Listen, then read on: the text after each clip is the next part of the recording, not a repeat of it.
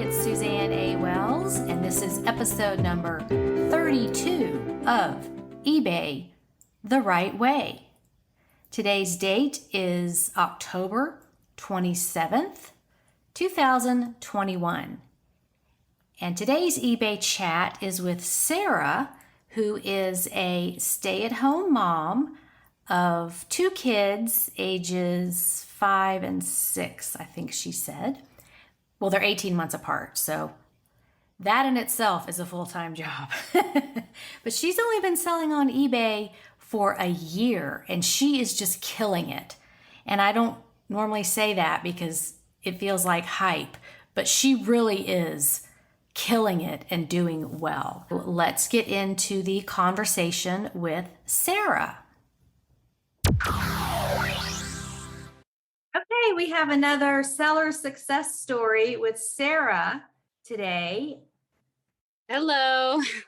And Sarah's just going to start off telling us where she is and how she got started with eBay. Hey, everybody. My name is Sara. I'm located in Indiana, about 40 minutes away from Chicago. And I believe I'm almost on my year mark of being on eBay. But my mom and her best friend have been doing it for over 10 years, I think. And Julie would not sell anything for me. So I'm like, fine, I'll just give it a try. And I did. And we're a year in and I'm almost up to 500 listings and I absolutely love it. So you are related to Julie, the dumpster diving grandma. Dumpster diving. Yeah.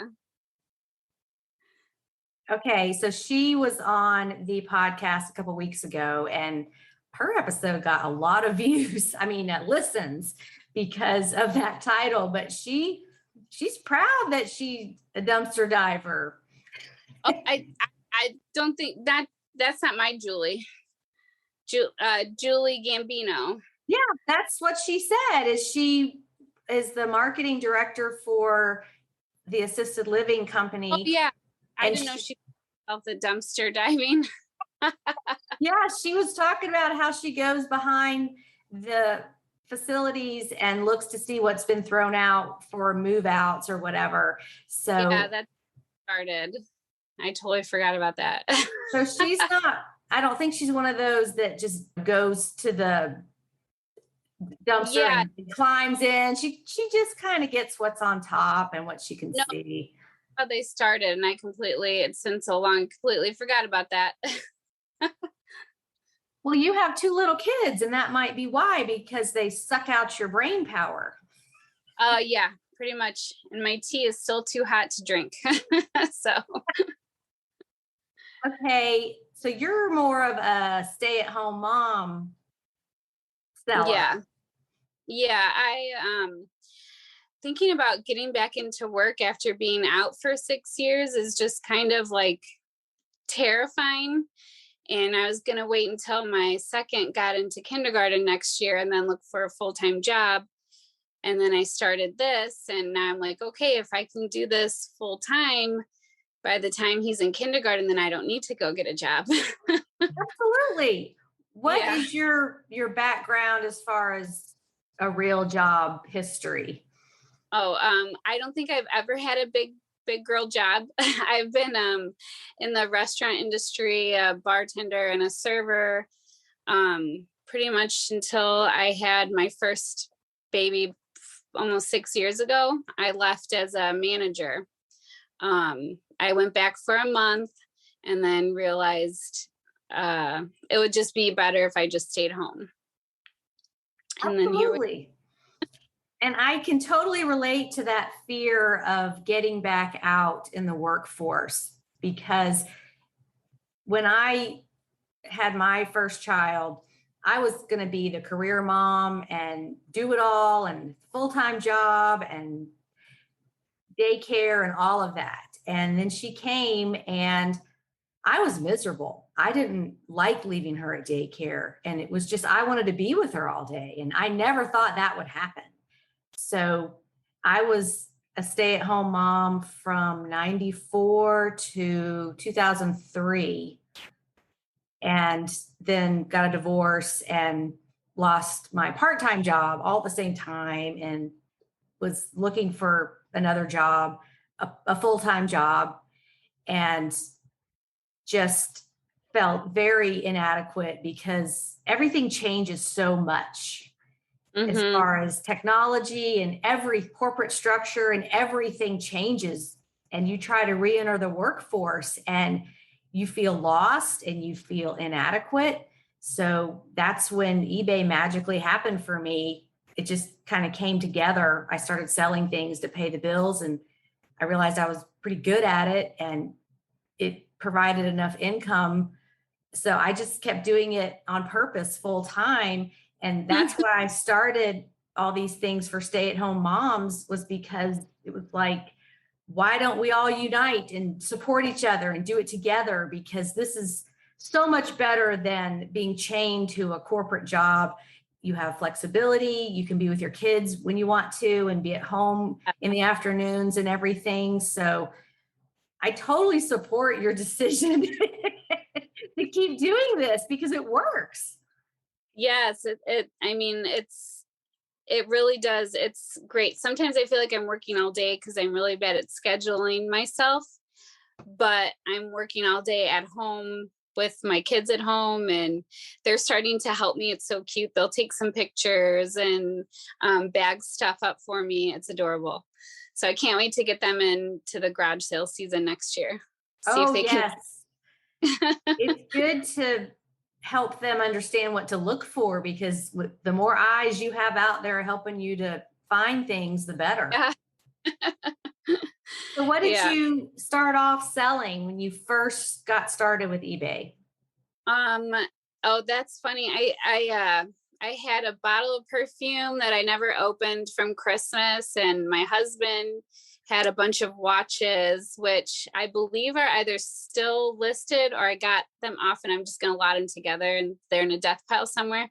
But that was my first group of listings. And then my Orange Theory watch, because COVID happened, I stopped going to Orange Theory. So I sold my watch, and then I just went from there. And I remember the first estate sale when I got home, because my husband has seen my mom and Julie's like basement, their treasures. And he's like, we don't have room for all this stuff. I'm like, don't worry about it. It's just going to be like part-time. Like, I'm not going to get like that. Now I've taken over my oldest son's room and the boys share room now. And yeah, like I said, I think I'm on almost 500 listings, and I'm looking at 3 piles of stuff that needs to be steamed, washed, and cleaned. And I'm going back out on Saturday because it's Goodwill's half price day. Oh, excellent. And I see you posting on the regular Money Making Mondays, the $100 one. You sell all kinds of things. Oh yeah, I don't have a niche. I pick whatever I'm going to do in the store, like wherever I'm going to focus my attention. And then I just do that. And if I have time, then I'll scatter off. But I have pretty much a bit of everything. And clothes are really easy to store. And the bins are really awesome. That's why I started doing a little more clothes now. Oh, so you do go to the Goodwill bins. Oh, I love it. Talk about your experience with that, because some people are just addicted to it. But the videos I've seen on YouTube, it seems very rough. Is yours like that? Yeah. There's like this group of 5 people that are always there. I see the same people all the time, but they're like younger kids, like looking for like vintage t-shirts, and I don't know what they're looking for, but whenever they pull out new bins, I'm not even a part of it. That's not my style. I just like to stand in the corner and look through everything. But the first time I went, what got me hooked was I found almost 20 cashmere pieces. Oh, my favorite. pulling them out. And I have a pile going of stuff with flaws for like a cutter's listing or whatever. But I think 10 to 12 of them were perfect pieces, and I've sold 6 of them so far. And so after that, I go once a week or once every other week. I get a lot of stuff, and it takes me a while to list. Sometimes it's busy at my house, sometimes it's not. So, but yeah, I love it. It's addicting. What are you going to find next? That's the life of a mom is you just don't know what your day is going to be like. So you always want to have things on hand to do. I remember making sure I had kind of a death pile because you never know when a kid's going to be sick and you're stuck at home and they're not at school, or your day is different. And while they're sleeping or resting, you can be working on your stuff. And if you don't have anything to work on, then that's just lost time. Yeah, for sure.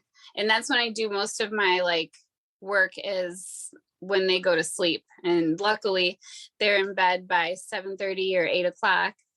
And then I'm up until probably 10:30, almost 11 working. And then I give myself a half hour, and then I go to bed and I do it all over again. Yeah, that's the way you have to manage your time. And it sounds like you're doing a great job.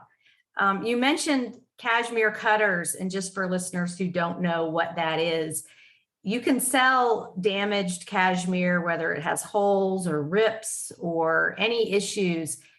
You can sell those as a lot for crafters. They cut them apart and make all kind of baby clothes and scarves and new sweaters. And some people actually unravel it and make a ball of cashmere yarn and knit or crochet it and make other things out of it. So there is a market for repurposing, recycling cashmere. And I always have a pile going, because sometimes you get home and you didn't see something, or it's a good enough sweater to where maybe the rip or whatever is on the seam and you can fix it and it doesn't show, or if it's thick cable knit, you can fix it and it doesn't show. But sometimes it's just a lost cause and it has to go in that pile. Yeah. And I think most of my pile, it's the very tiniest hole. So I'm even going to market it as wearable or like a cutter, just to get more keywords in that title. Do you ever mend them? Or do you do sewing? No, but I did just get little individual sewing kits where the needle is already threaded with different from my mom. So I plan on starting to try, just because some buttons are loose on some things. And so I'm going to give it a go. Well, and you can just check YouTube and teach yourself. Oh my God. Yeah, your generation does that. And speaking of sewing on buttons, I bought this beautiful men's camel hair top coat the other day. It was $10. I have 100 on it, so we'll see what happens there. But the inside button that doesn't show but secures one side over was missing. And I was like, oh, I didn't have a button that size. So I went and found one of my old coats that had the extra button sewn inside. And I'm not going to use this. So I cut that off and mended the other one. And, I had it on my list to go to Michael's or Walmart and get a button. And it was going to be this whole process. And I was thinking, there's got to be a button I can use somewhere around here. So yeah. I found one and made that happen. But if you redo a button like that, do you disclose that information? Not usually, because if it looks the same and it looks fine, there's really no reason to say that you mended it, or it just it depends on how it looks when you're finished. If it's obviously a not great mending job, which I'm not a seamstress, but I can do the basic stuff. So if it's a seam that's come apart, or just a hem that needs to be tacked back up, or a button missing and the garment has the extra button on it. A lot of times on shirts and jackets, they'll have those extra buttons sewn into it down near the hem. So if it doesn't look like it's been mended, there's really no reason to mention it, in my opinion. Yeah. Okay. Yeah, you can find anything on YouTube. That's how do I clean the shoes that I get? And I mean, everything. It's ridiculous and helpful at the same time. Magic erasers are an eBay seller's best friend. They're so amazing. And like, I'm trying to teach my boys to keep their shoes clean. And I mean, because shoes are a lot of money. So like, just if you take care of them, then they'll last longer. So now I have them soaking the erasers and they clean the whites of their shoes. And I try to make it fun. It's not, but they still think it is. Well, and if you can make those boys' clothes and shoes not wear out, because boys are tough on their clothes and shoes, those are great to resell, because once they start growing really fast and they don't wear anything for very long, especially shoes that are expensive, I remember with my son when he hit like 9 to 14, when they're just growing so fast, and he'd grow out of a pair of really nice Nike Shocks or something, and I would clean them up and sell them and make almost what I paid for them, because that's what the moms are looking for on eBay. They don't want to pay full price for all this stuff. Yeah, I have a big lot of clothes, and one of my death piles of just the boys' clothes, like the good ones with no stains, that I need to lot up and list too. Yeah, that's a great way to make money, to buy the next size up. It's just sell what they've outgrown. So talk about some of your big sales. And you're new at this, so this is impressive because you haven't been doing this very long, but yet you're selling things for a lot of money. Yeah, I haven't posted on the over 100 yet, but I sold a Danbury mint. This is my third Danbury mint. I believe, yeah, a football stadium, Illinois. I saw that. Yeah, I don't know if I posted it yet, but I just sold that, and I found it on the bottom shelf at Goodwill in the toy section. I think it was like $9.99. And then one of my favorite sweaters, cashmere sweaters that I got from the bins, had these old like wooden buttons. It was Jaeger. I don't know if that's how you pronounce it, but that was $69.99, and that was fun. And so at the bins, what kind of price do you allocate towards the items you get from there?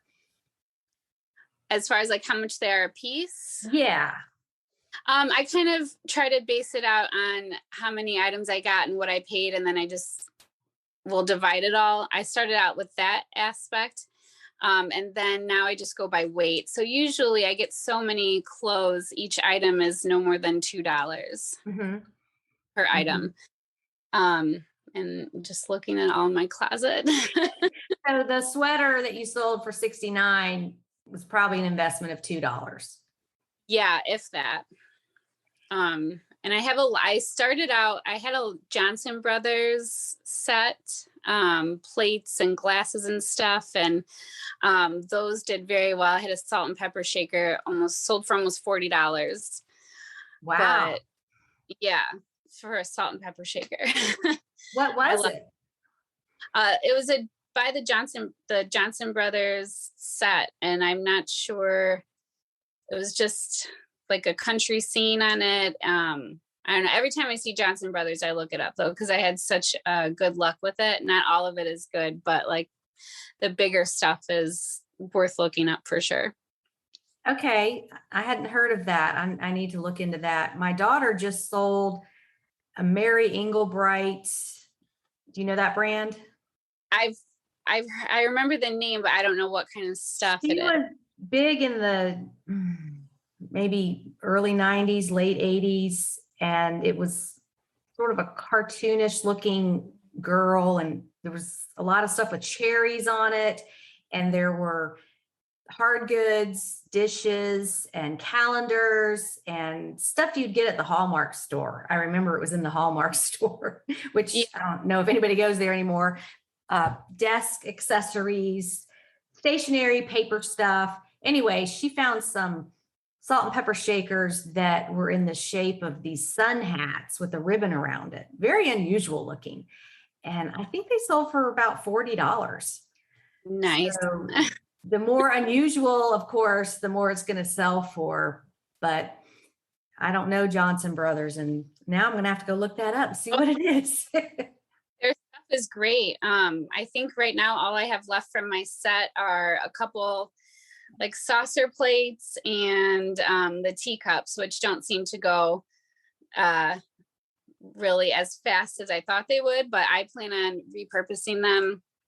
My husband's family does something called homemades around Christmas time, where you make, all the girls make, however many girls there are, they make homemade gifts, and then the boys do the same. Mm-hmm. So I'm going to them for succulent planters.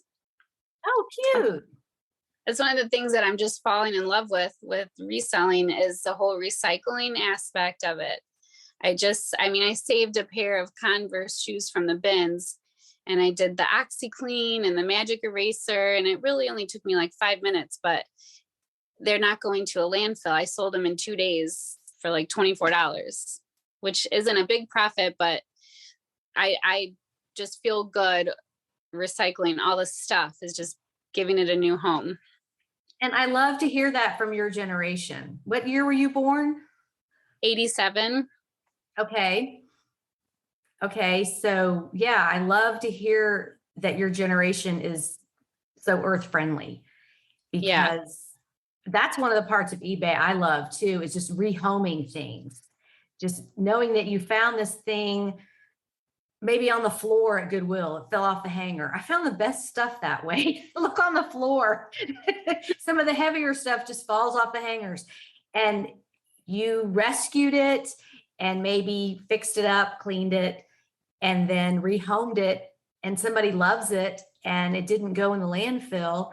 And especially with all this fast fashion that's just taking over the world. Have you seen these pictures of all the clothes, this gigantic piles of this fast fashion that goes to other countries? It's just mountains and mountains of clothes.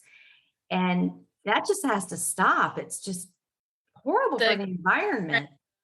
The consumerism and materialism of this world these days is just it's overwhelming.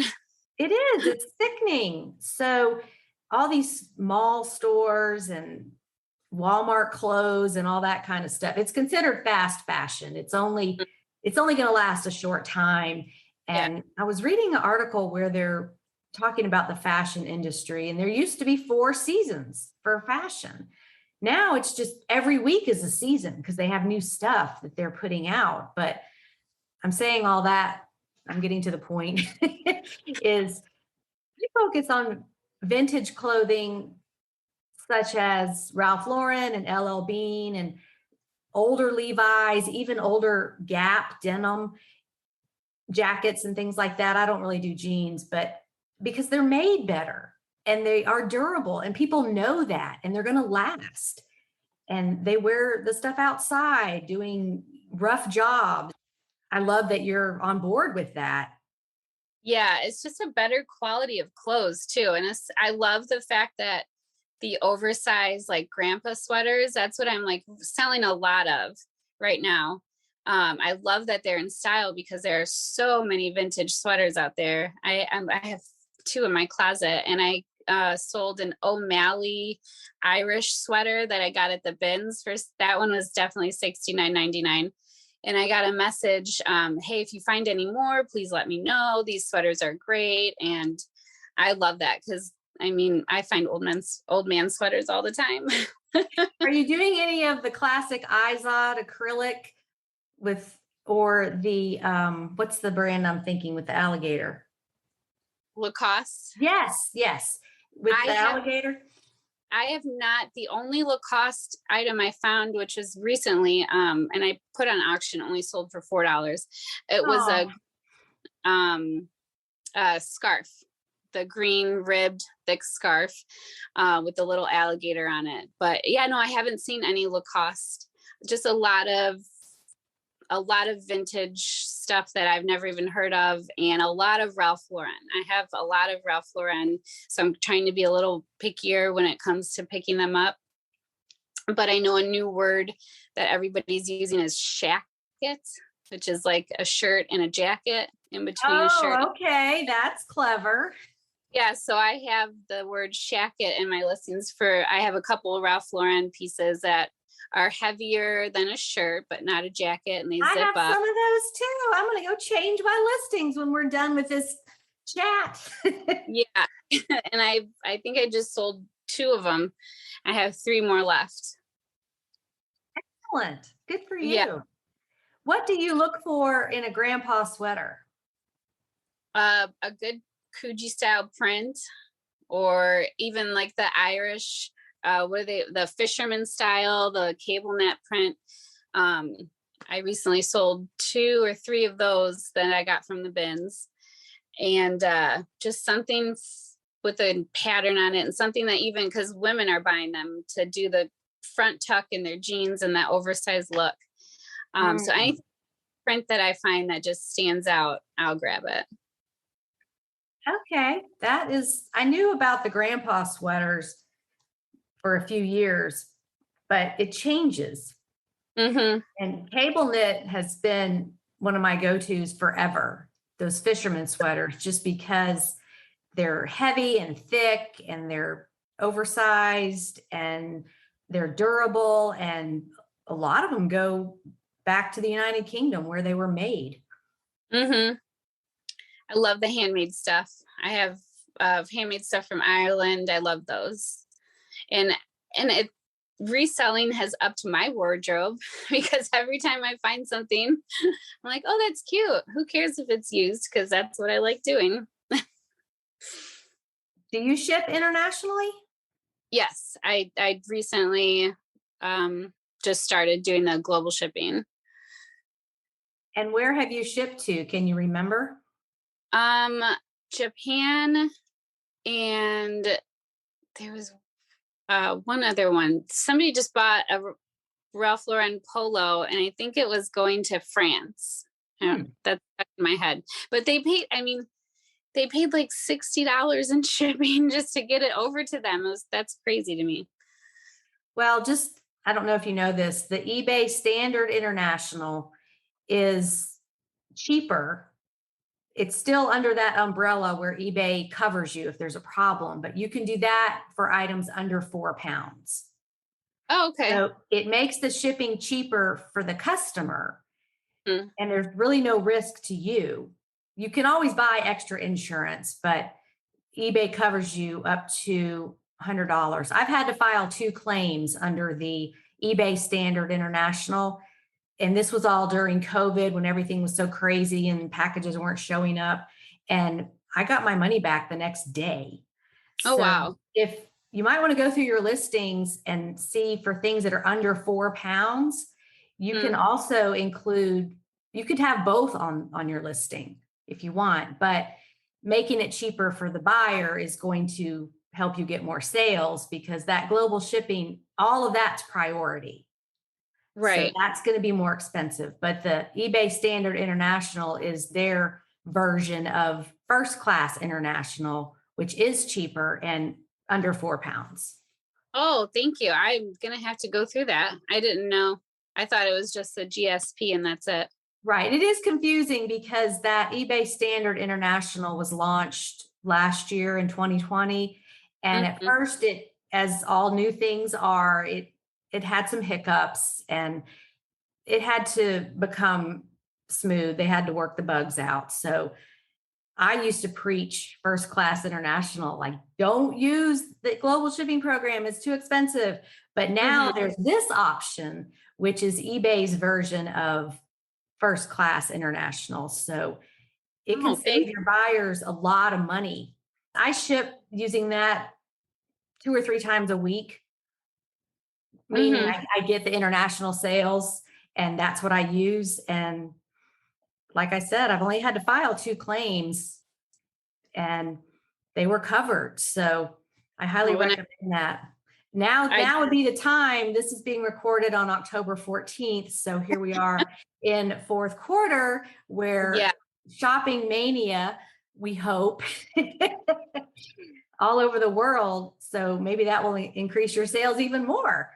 Yeah, no, this is a perfect time to switch all of it. And eBay, I have a bunch of listings that I need to add specifics to, and that's what I was going to do tonight. So I'll just do that, add that in with my to-do list. That is getting so ridiculous, especially if you're a clothing seller.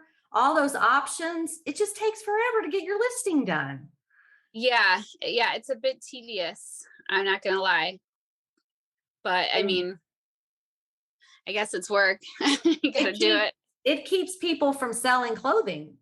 And maybe that's a good thing for those of us that do, because our competitors are dropping like flies because a lot of them just don't have time to do a listing that way. And so you pick other items, like I am working on plush right now and learning a lot about that category. And there's just not as many boxes to check. You don't have to think. I sell a lot of bras, and there are so many choices for the size and the cup size and all that stuff. I have to like proofread my listing 2 or 3 times because sometimes it pre-fills the wrong thing. So you have to be really careful that you're choosing the right thing, because that's what shows up on the sort filter for the buyer. They're choosing color and size and brand and all those options. So if your item specifics are wrong or blank, you don't show up in these filters. Yeah, it's a little tedious, but if you just stay up on it, then I don't know. I guess, like I said, it's work. Well, I'm never going to quit selling clothing. I've just been doing this forever and noticed they just keep adding more and more, and it's getting so tedious. And is this going to force more sellers to not sell clothing because they just don't want to deal with it? Yeah, for sure. But I don't know. With my small space, I just like clothes because I bag them up, fold them, and they go in a big bin. I love the hard goods too, but clothes are definitely easy storage wise. Absolutely. Yes. It can be compacted into a small space, and it's not going to expire. It's not going to break when you ship it, all those reasons. Yeah. And well, like you said, more room for us to sell things if people aren't good. There's definitely a division among sellers about clothing. Most people either love it or they hate it. There's really no in between. Yeah, Julie hates it. She hates doing the measurements, and but she's seen my fast clothing sales, so now she's starting to peek over into it. Right, exactly. So I was chatting with her about that, and I said, I thought I remembered you selling some cool vintage clothing items. And she said, no, must have been a different Julie. And I said, yeah, you're right. There's a lot of Julies that post on the group. So after a while, they run together. Oh no, she went to a really good estate sale, and I forget where I was. Oh, it was on Father's Day. But she went and she found a whole bunch of vintage, and I was very jealous. All right. So let me ask you, what has been your best sale so far? Was it that football stadium?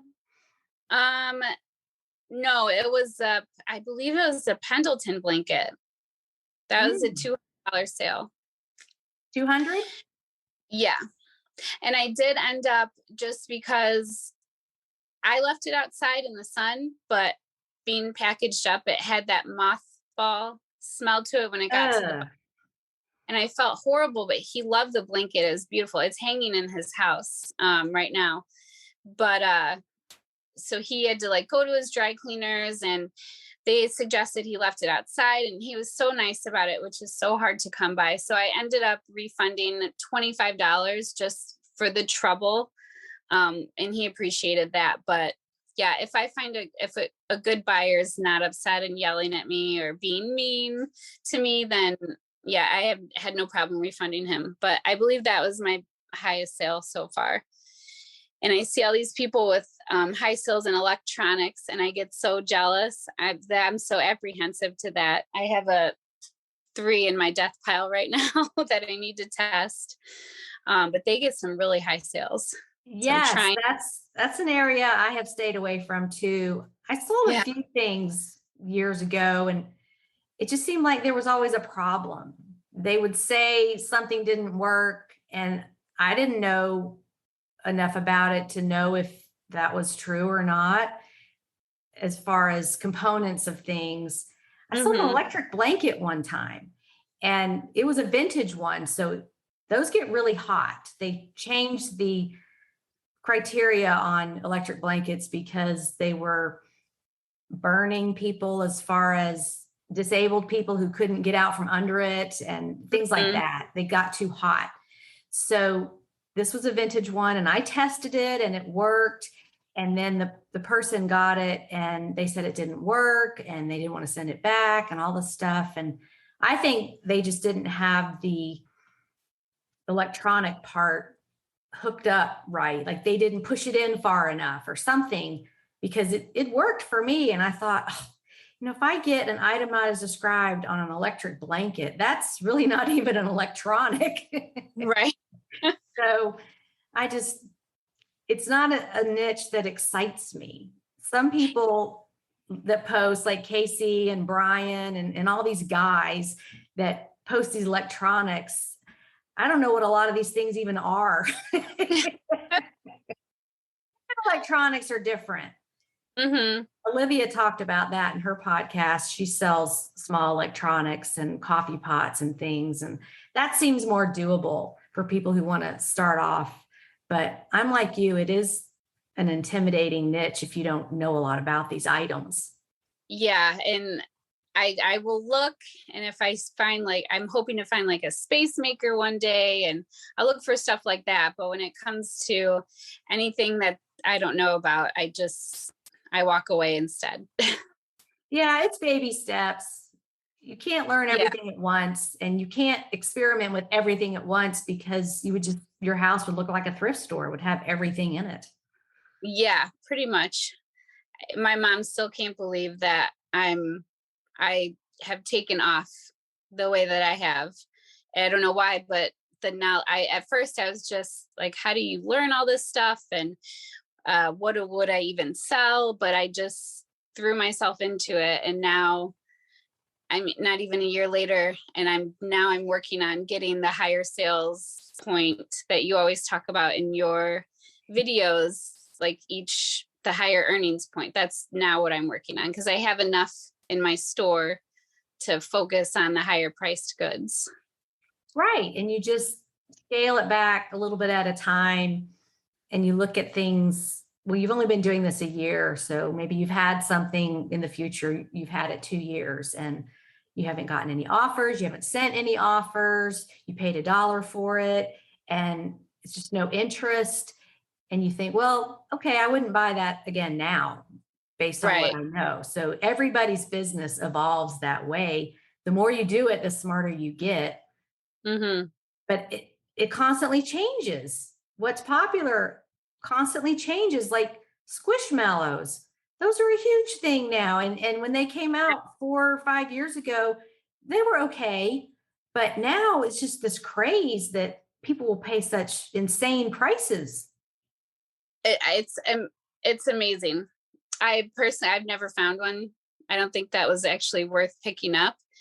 But I remember on Instagram, Lady Gaga posted something with like a bunch of them. I'm just like trying to put that to memory. What was in her Instagram post? Because I'm pretty sure those are going to be worth something. Mm-hmm. But yeah, hey, it's insane. But if you're going to pay for it, then I'll buy it and sell it to you. Absolutely. Yeah. It changes. So that's what people have to realize when they're getting into this is what's popular now? What do people want?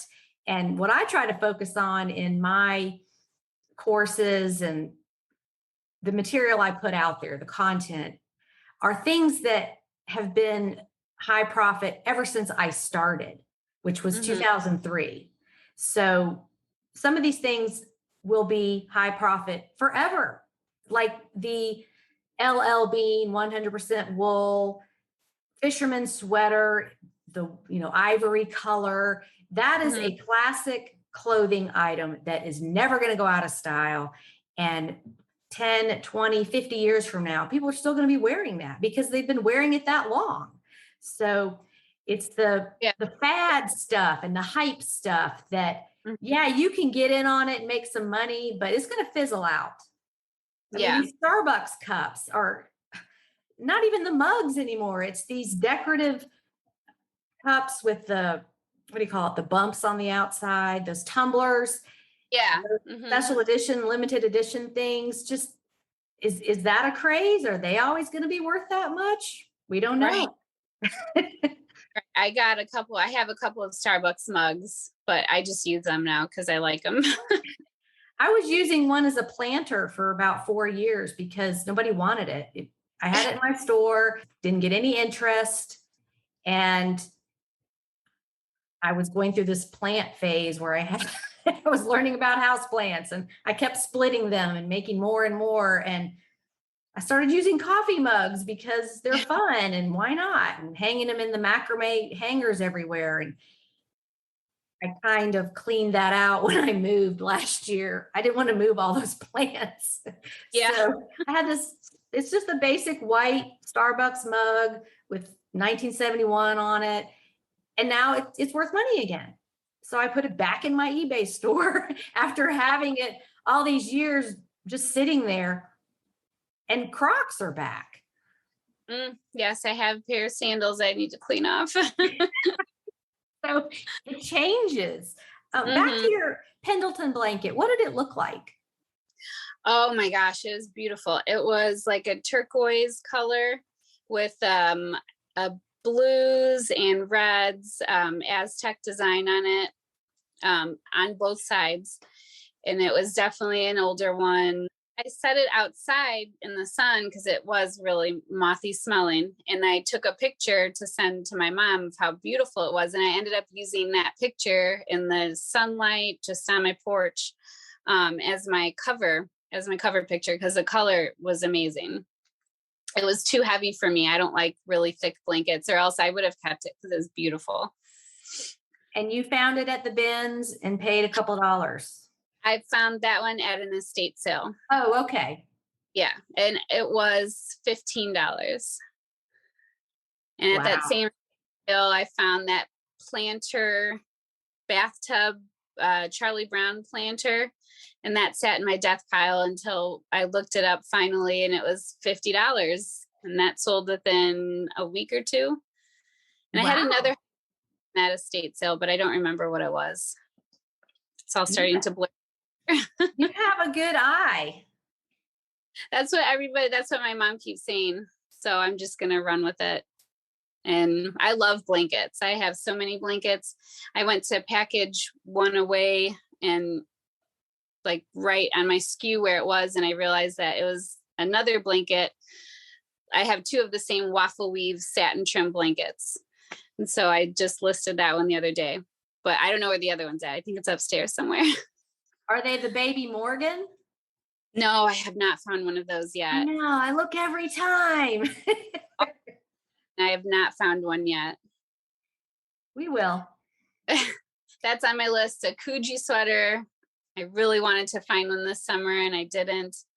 Yard sale. 2 of them this month. Where did you find? I found them both at the same Goodwill, which is one I don't really put high on my list for finding great things. I was shocked. I found those in there, and they were both $6. I sold one for $200 and one for $175, and they sold to 2 different people 2 days apart. And I said, yes, finally. Now I'm on the upswing of this higher profit item thing, because I have been so picky over the last 6 months of what I'm putting in my store, because eventually everything in there is going to be higher profit. All of those. Well, I do have some items for $25, $20. Bras, they sell so well and they're so easy and small. You need some things like that, but it's finally starting to transition now, and it's catching up to where more of my inventory is higher profit.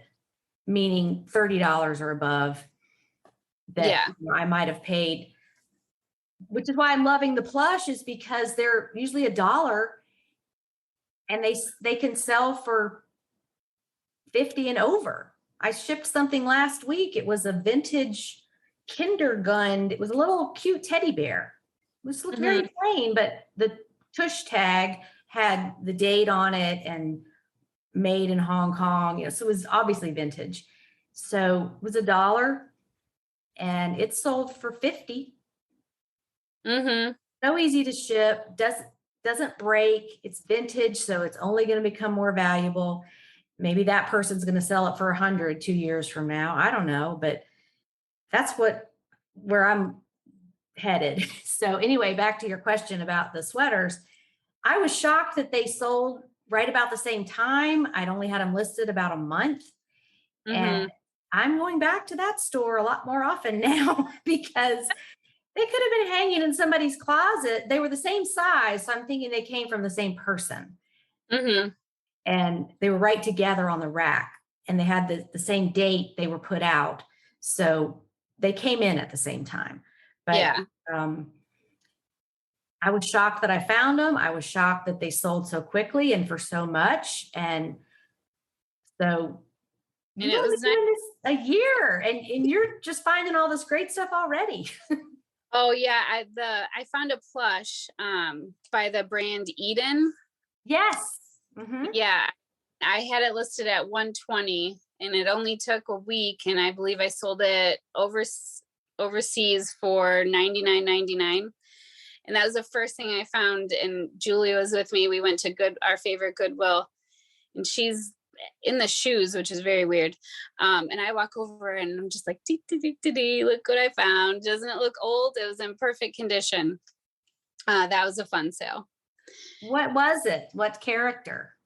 Oh, I think it was just a bear with a corduroy, not an outfit because the outfit didn't come off, but like a corduroy overall type of thing. And I mean, it was flawless. I picked it up and I just knew right away that it was old. I didn't know it was valuable, but I knew it was older.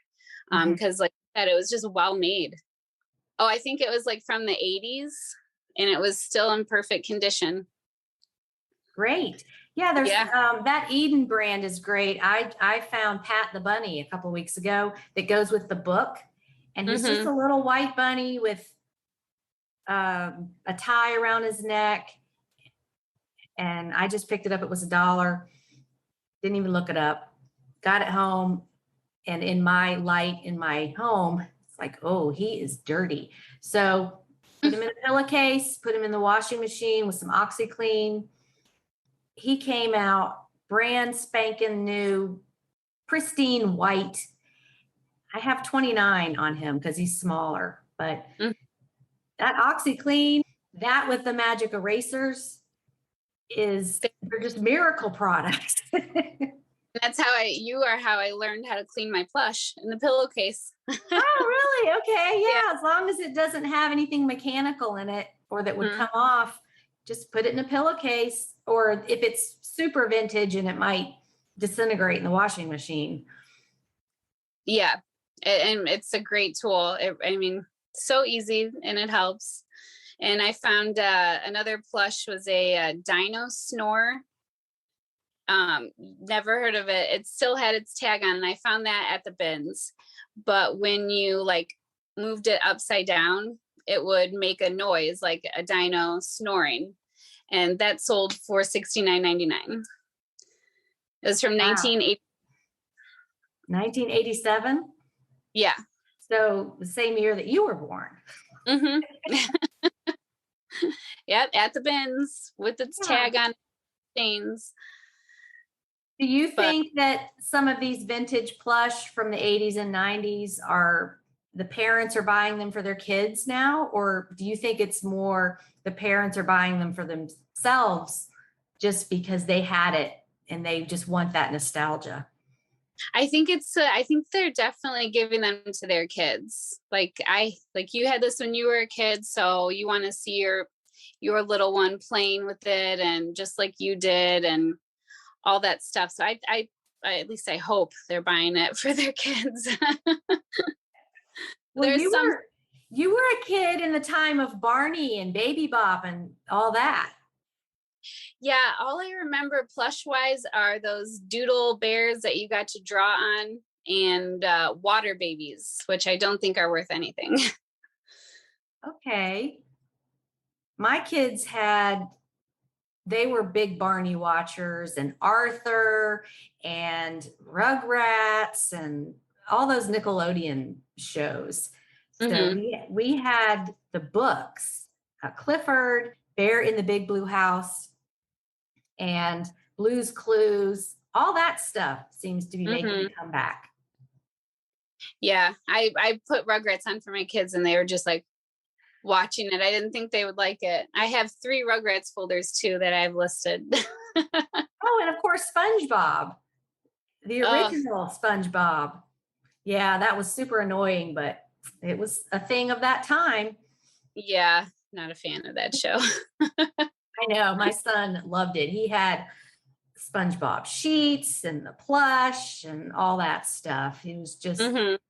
it was because of the humor. They were just, if as an adult watching those, there's so much humor that's for adults that it just goes right over the kids' heads. Yeah, there is. Okay. Another question I ask my guests is, well, you've already talked about your highest selling item was that Pendleton blanket. What kind of advice would you give to somebody just starting, or maybe thinking back to yourself when you started a year ago, that you wish you had known that you've learned along the way so far? Um, well, I guess it depends on what kind of reseller you're going to be. I want quick sales. I don't want stuff to sit for a year. So find out what your focus is going to be. Mugs are not a good one. I think That doesn't work for you? everybody goes through a mug phase. Well, they're sitters. Mhm. Um, but I guess just find your niche, find what you want to sell, and do the research. Research, I guess is all I could say. How do you research? I am guilty of watching a lot of YouTube videos. Guilty. All the Yeah, my friend has been talking about trying to do it, and she lives in Colorado. I told her, I'm like, that's prime. You're in the prime area. Get the outdoor stuff. Find when your stores are having sales and the jackets are on sale. And you just have to do your research. You can't go to a Goodwill and just buy a whole bunch of stuff and expect it to sell. Because, like you said, everything's changing. And if you're just starting out, you don't know how long it's going to sit. And I would always recommend not to take the big risks at first, because if something doesn't sell and you only paid $1 for it, it's way better than this lamp that I paid $30 for, and that's about what it's worth. He's holding up is that orange or red? It's a metal red, I believe it's Tolle, Tolle, desk lamp. Yeah, gooseneck desk lamp that we all had in high school. Yeah, I did quick research, and I very quick. And I saw one for like $200 that sold. And then I went and I bought this, and it's worth about what I paid for. So just if you're first starting out and you don't have a lot of money, don't make the big risks like this until you're ready to sit on something, or, What I never hear from sellers is that I can't find anything to sell. That's the easy part. And that's where you have to have those filters set up so that you don't come home with 800 things every time you go out. Yes, I was guilty of that. I know my first 3 or 4 months, I was outsourcing like every day. And now especially with the bins, I'm utilizing the bins. I'm only sourcing like once or twice every other week, because I know what I'm looking for. I know that I'm going to get a lot of stuff at a fill-a bag or the bins. And then, I have a week to list it all and do it all over again. Right. And that's the hard part for a lot of people, is the discipline of listing, because Mm. I personally don't mind it. I create an environment where, okay, I'm going to sit down and list now. Sometimes I'm editing these podcasts while I'm listing. I'm listening to it and then, going over and editing something, and or put on a movie that I like and list on my laptop, things like that, where you have to create an environment that you want to be in to do the listing part, because the treasure hunting is everybody's favorite. Oh yeah. We're never going to run out of places to find items. So you really have to discipline yourself. But back to what you said about mugs sitting and things that don't sell, I do think there is something in the algorithm that learns what sells in your store. Because cashmere sweaters, for me, I sell one almost every day. I sell them all the time. And other people, like my daughter, they won't move in her store. And it's the same thing. We live close together, so we keep track of who's been to what store when, so that maybe she doesn't go to the same one I just went to yesterday. We make sure we go different places. But she says, Mom, it really doesn't matter because we sell different things. Anthropology does not sell well for me. I don't know why. It's high quality items. Some are new with tags, but those take a long time. She sells a lot of Free People and those sort of trendy brands for that age group.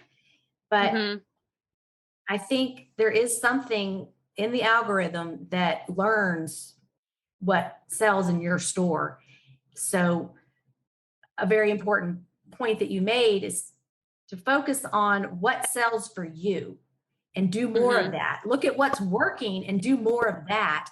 Always experimenting along the way. I wonder if this will work. I wonder if that'll work. But I've had stuff sit there for over a year without an offer. It's never in my send offer. And I think that's part of it. Yeah, clothes is working out for me, clothing and shoes. And so that's kind of where I'm going right now with it. I'm always looking for fire and light, though. I always look in the hard goods. There are a couple things that I'm always looking for in the hard goods, but Okay, as wait, far what as is that? I don't know about that. the fire and light, it's recycled glass, and I don't think it's in. I think it's out west more. People find it, but Julie found it one in Texas. It's like votives. There's more to it. I think there's goblets too, but it's signed on the bottom in a white marker, and they go for, $60 and above for this little. Yeah. So they're candle accessories. Yeah, like votives. I know I've seen goblets and glassware, but it's a kind of a textured glass too. It's not smooth, but I'm always looking for it. Okay, that's great to know. So if you had to say one thing that's your specialty, what do you think that would be? I'm going with clothes. Okay. Clothes. But you're very specific on the clothes. Yes, sweaters. I don't know. I just find a lot of the good sweaters and jackets. I have a Talbot's size 8 full length red wool and cashmere jacket. And I have to spot treat one spot and then it'll be listed. But as far as that goes, definitely clothing and outerwear. Red, I have found in clothing, is a great color to sell because so many holidays have red. You've got Valentine's Day, you've got anything patriotic. You can use that, put a scarf with it or whatever, dress it up, add more colors. You've got Christmas. And I just think it can be applied to a lot of different holidays. So that red sweaters sell well for me. And as far as a costume piece, I've got a couple of coats that are military style with the buttons on the front, the double-breasted gold buttons. And I'm just thinking that's a great costume or cosplay piece or theater or drama or whatever, because it has that look. So when you think, what else could this be used for? Red is versatile and it can be used for a lot of different things. Yeah. I can't wait to get that listed. Okay, well, that's a perfect segue to say we are at the end of the podcast because you have to get your stuff listed before your kids come home. Yes, I till 12. Okay, so you have an hour left. Okay. Well, thank you so much for taking the time out of your busy morning to talk. And Oh, um, you. I know this will be helpful for a lot of sellers. So we will see you on the Facebook group posting your finds, and you're going to be in that $100 thread more and more often. I know. I can I'm tell. trying. That's the only reason why I'm on Facebook is Mondays and Fridays. I swear. I don't go on Facebook except Monday and Friday. Wow, you are very disciplined. Good for you. Okay, Thank thanks you. a lot, Sarah. Have a good day. You too. So now I'm inspired to go look for all the things that Sarah talked about that I didn't know about. I love doing these eBay chats because I always learn so much from other sellers out there. Thank you for taking the time to listen to my podcast.